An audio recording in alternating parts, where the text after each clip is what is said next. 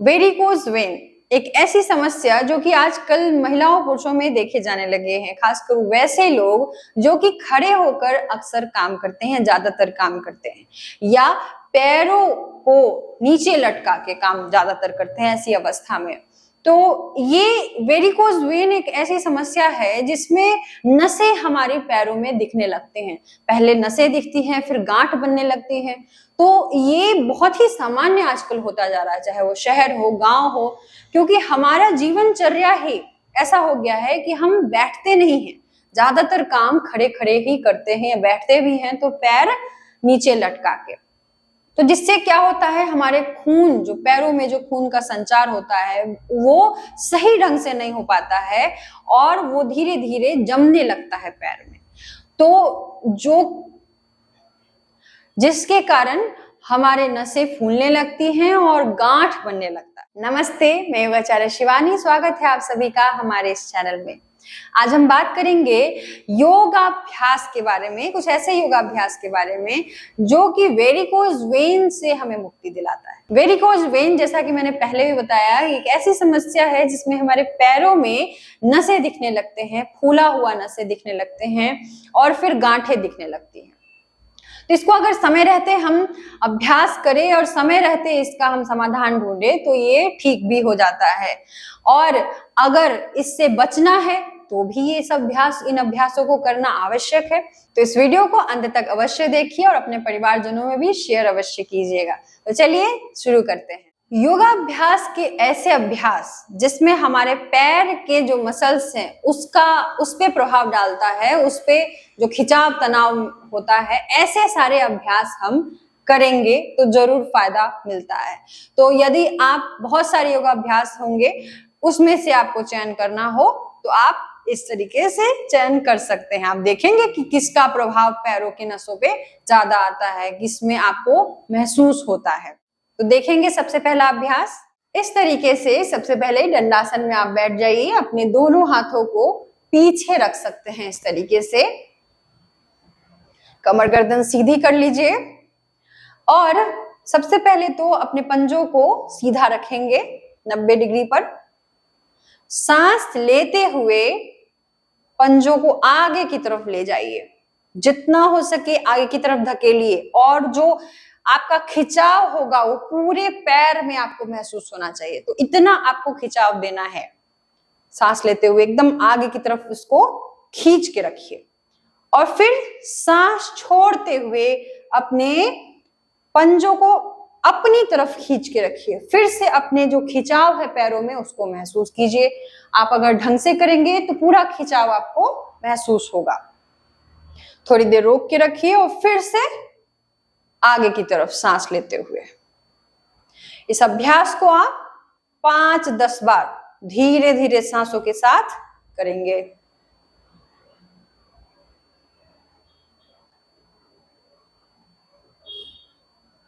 अब दूसरा आसन देखते हैं क्या करना है। आप सबसे पहले तो पर्वत आसन में आ जाएंगे। उसको कैसे करना है देखेंगे।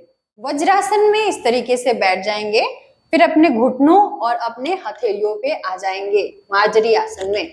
अब यहाँ से अपने जो पंजे अंगूठे हैं, अपने पैरों के अंगूठे हैं, उनको जमीन पे लगा देंगे और धीरे से अपने घुटनों को ऊपर उठा लेंगे। इस तरीके से आप पर्वत आसन में आ जाएंगे। अब यहां से आपको देखना है, धीरे से अपने एड़ियों को ऊपर उठाना है और फिर धीरे से एड़ियों को नीचे रखना है। सांस लेते हुए ऊपर उठाइए, सांस छोड़ते हुए नीचे, सांस लेते हुए ऊपर, सांस छोड़ते हुए नीचे। इस तरीके से 5-10 बार आपको अभ्यास करना है। फिर धीरे से घुटनों को फिर से जमीन पे ले आएंगे, थोड़ा रिलैक्स करेंगे और फिर से उस अभ्यास को दोहराएंगे।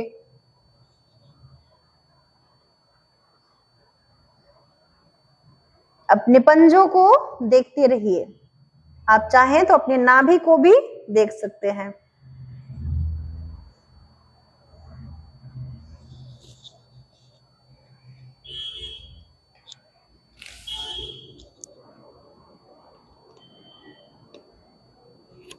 थोड़ी देर रिलैक्स करेंगे और फिर वापस। अगला आसन अर्धहलासन, उसको कैसे करना है देखेंगे। आराम से पीठ के बल लेट जाइए और सांस लेते हुए दोनों पैरों को ऊपर उठाइए।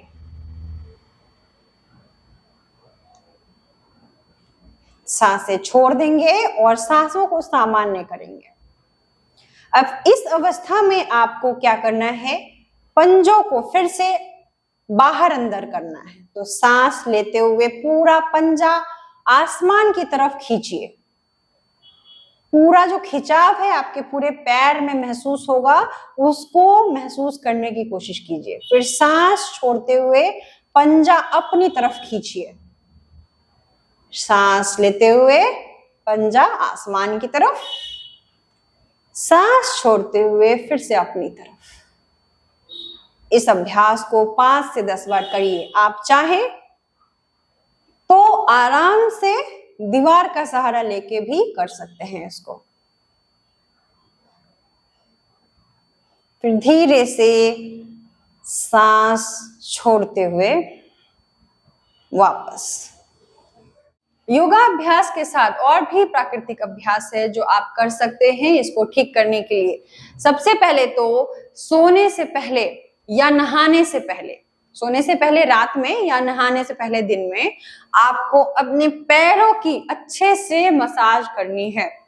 मसाज से आपके जो पैर का जो रक्त संचार है वो ठीक होता है। तो आपको मसाज 2 तरीके से करना है। सबसे पहले तो कोई भी गरम तेल, आप हल्का गरम तेल पैरों में लगा लीजिए और उसके बाद आपको सर्कुलर मोशन में पहले ऊपर से नीचे, नीचे से ऊपर, इस तरीके से आपको मसाज करना है। उसके बाद अपने दोनों हाथों को इस तरीके से करते हुए आपको पूरा अंगूठे से पीछे की तरफ दबाव देते हुए और 2 उंगलियों से आगे की तरफ दबाव देते हुए आपको नीचे जाना है, फिर ऊपर आना है। इस तरीके से आपको करना है मसाज। तो आप इस तरीके से दोनों पैरों का मसाज अवश्य कीजिए। अगर आप 2 टाइम कर सकते हैं तो 2 टाइम कीजिए। अगर आप एक ही समय कर पाते हैं तो आप एक ही समय कीजिए। खाने के तुरंत बाद नहीं करेंगे, ये ध्यान रहे।